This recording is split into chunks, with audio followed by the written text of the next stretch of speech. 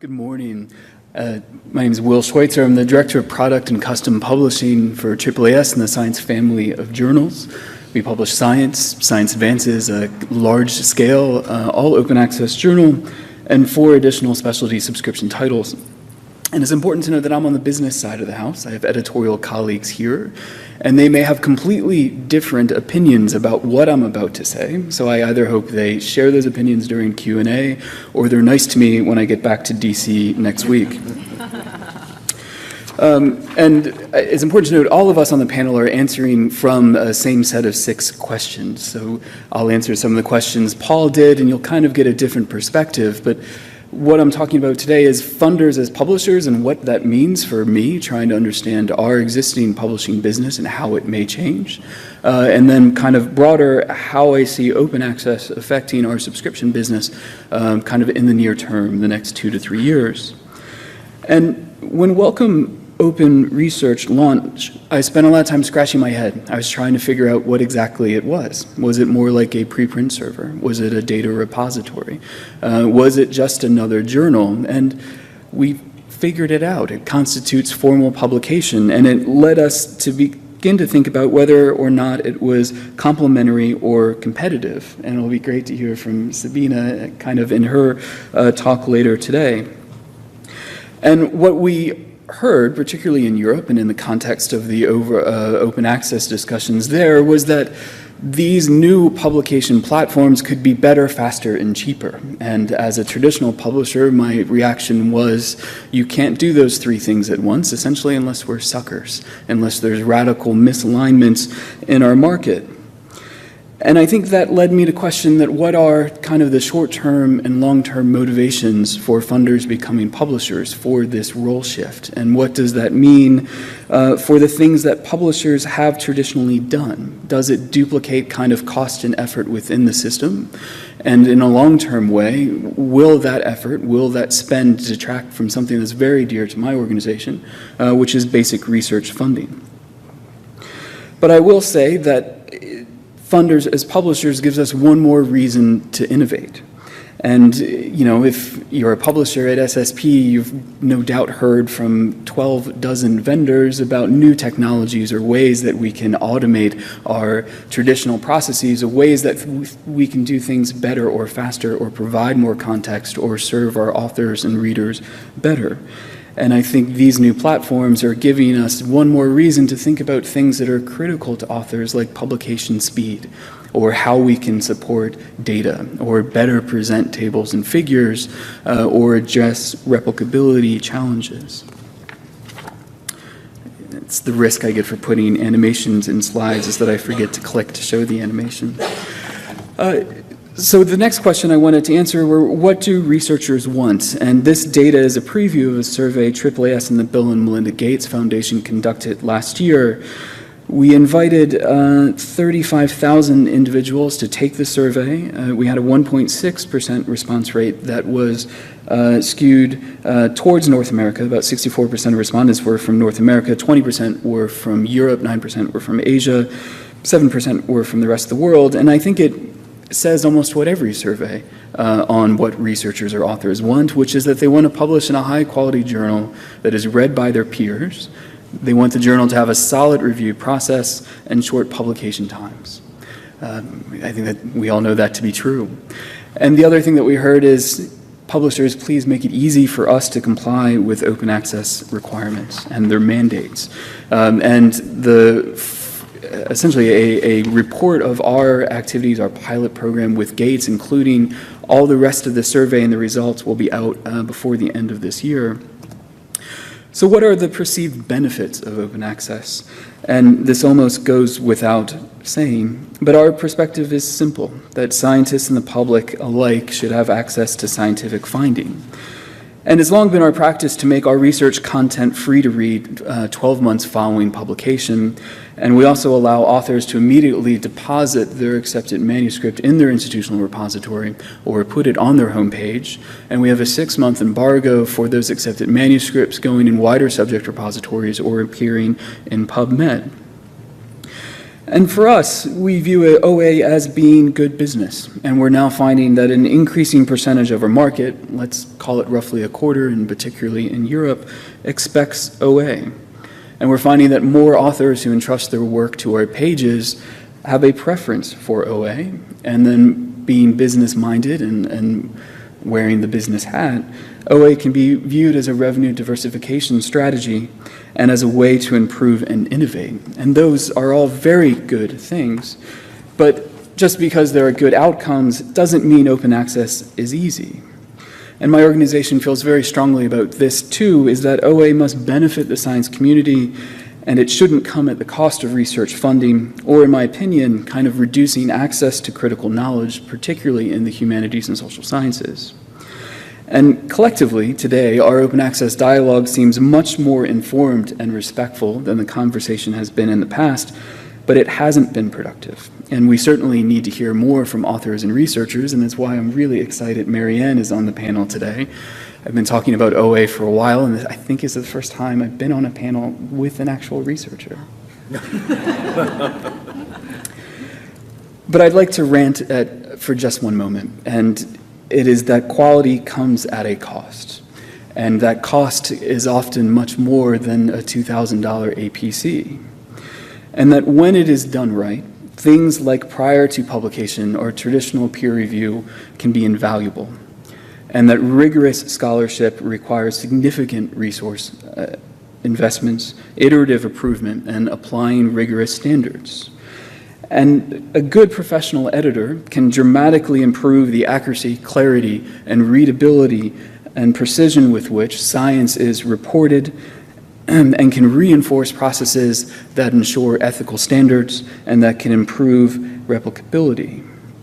And a lot of the problems that we are facing in our industry or within scholarly communications require kind of attentive stewardship, and that starts with peer review and expert editors for journals. And in terms of APCs and the services publishers can offer for that APC, the lowest common denominator leaves so much to be desired. And when someone tells me it shouldn't cost more than X amount of dollars to publish in Y journal, I think you're missing a lot of perspective. And a lot of that perspective is what that journal offers to an author.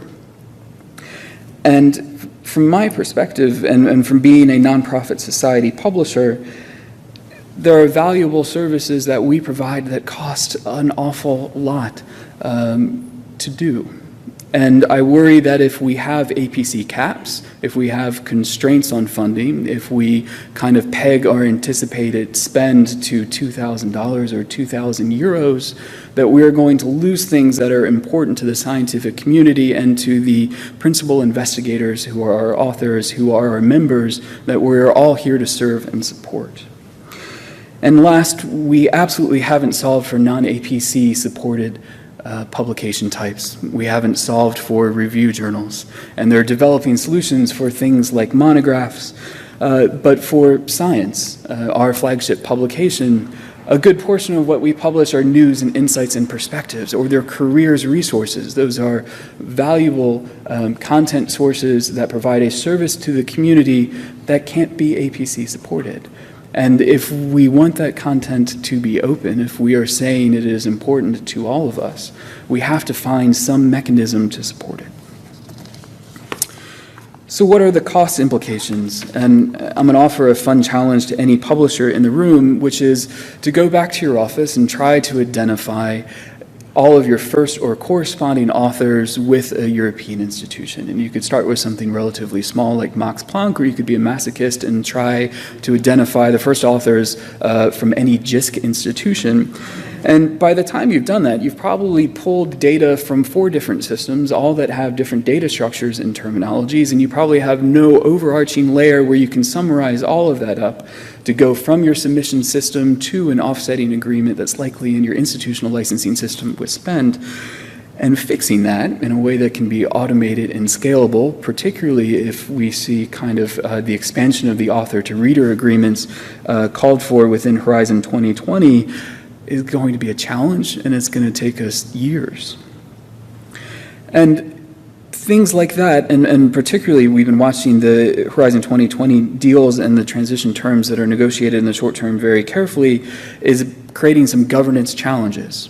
So how do we balance investments and improvements in our systems and our publications and the things that we provide our authors and readers against an uncertain long-term revenue picture? So we know in the short term that we want to essentially take what are institutional licensing dollars and turn those into APC dollars. And that means pots of money are going to shift, and what have been relatively stable revenue streams for a publisher are going to become a little more variable and potentially more uncertain. And if you're a nonprofit, that can be really scary. And especially when you have enjoyed kind of stable revenues or stable income from your publications for a very long time. And while it is kind of early days, the other thing that I worry about is that these transition deals, at least in the short terms, aren't kind of introducing the free market reforms we expected, where authors could choose where to publish by a function of the services a journal could provide them and as a function of kind of that APC price. And while we recognize we're in a transition period, to me, what I'm seeing is that those APC dollars are being locked in with the existing commercial players, almost following the same percentages of licensing spend. And I just want to go back to kind of market expectations and those APC caps, that small and nonprofit and society publishers may lack scale to achieve kind of that median market APC. And that if the expectation of the market is to hit a $2,000 APC, that's contingent on a lot of things, but some of it is having volume-based discounting or lower volume-based price from your production vendors, from your hosting platforms, a lot of things that make up kind of the constituent cost elements of that APC. And I think we have to think about what that means for our industry and kind of the sustainability for nonprofit and society publishers. There has to be improvements here. So what is my organization doing to address these challenges? Well, we launched Science Advances, our all open access, our large-scale journal in 2015. We are forming open access pilots with funders, libraries, and research institutions. We have a pilot with the Gates Foundation now. We are investing in our open access infrastructure. We're regularly engaging our stakeholders, and we're clarifying kind of our value proposition and what our society and our publications contribute back to the community. So what is the future of publishing in an open world? And to conclude my bit, I'll say that the future is very uncertain. And I'll share a bit of what the short-term and long-term horizon looks like from my perspective. Ann Michael and Dan Pollock at DeltaThink had a really great observation that kind of open access seems to emanate east and west from Central Europe. And if they have a great resource, which is their OA News and Views newsletter, which I recommend everyone reads. But I think in the short term, we are very likely to find ourselves operating with two different business models in different geographic markets. In Europe, we are going to have essentially open access-based terms, which will require us to change our licenses and our systems. And in the rest of the world, we are going to continue to operate with institutional licenses as we always have. And that's going to create kind of a fragmented world for us. But one of the things I know for certain is in the open access market and in Europe, we're going to have to start to operate with a greater business to consumer focus, everything from our sales systems to our marketing approach to even changing who we are communicating with. And in the longer term, and I'm sorry to end with kind of a bleak bit, I think that this change to author-to-reader models and these open access pressures and depending on kind of the economic expectations and how these open access deals are negotiated, it may unfortunately lead to further consolidations of publishing houses, more society publishers joining commercial houses, and I think eventually it could potentially lead to journal cancellations. Small publishers are certainly going to be at risk with their scale disadvantages. So I am sorry to end there, but thank you.